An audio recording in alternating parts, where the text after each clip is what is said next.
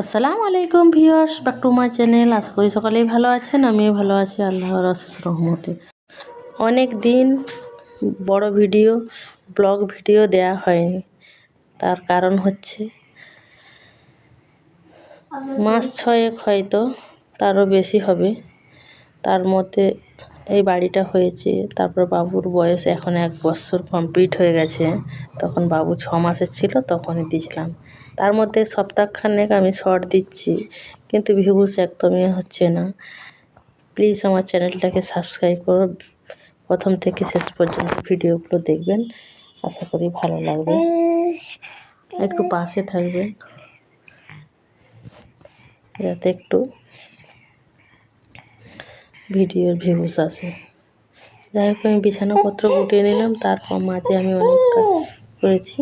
এখন দুপুরে রান্না, চুলোর মধ্যে ভাতটা বসিয়ে দিয়েছি। ভাতটা ওইদিকে হচ্ছে, তার সঙ্গে সিম ভাজা করেছিলাম, বেগুন আর সিম, আর মাছ আলু ফুলকপির তরকারি করেছি। আর এখানে কিছু কন্টেনার কিনেছিলাম, সেগুলো অনেক আগে থেকে শখের বশে কেনা কাঁচের জিনিস, তার আগে ব্যবহার করিনি।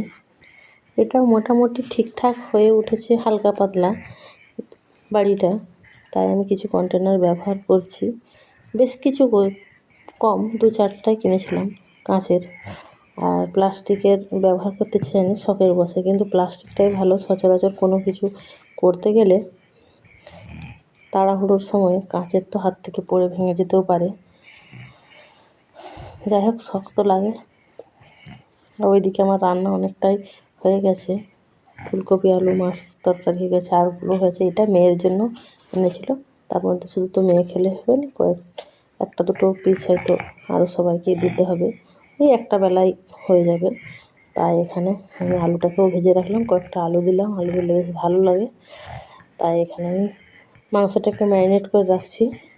ওই যে পাতলা করে মশলা দিয়ে পাতলা করে মশলা দিলাম। আবার পেঁয়াজ যখন কষবো তখন তো আবার মশলা দিতে হবে। যাই হোক, আলুটা ভেজে তুলে নিয়েছি। ওই তেলে কিছুটা তেল দিয়ে পেঁয়াজটাকে বেরেস্তা করে তার মধ্যে কিছুটা আদা দিয়ে দিচ্ছি। আদা রসুন একসঙ্গে পেস্ট করা ছিল। তারপরে এখানে এখনও ফ্রিজটা আনার ব্যবস্থা হয়নি, ফ্রিজটা আনার ব্যবস্থা করতে হবে। মিস্ত্রি পাওয়া যাচ্ছে না, যাতে ফ্রিজের জন্য একটা প্লাগ করতে হয়, সেই কারণে। আর ভিডিওটা ভালো লাগলে প্লিজ একটা লাইক করবেন।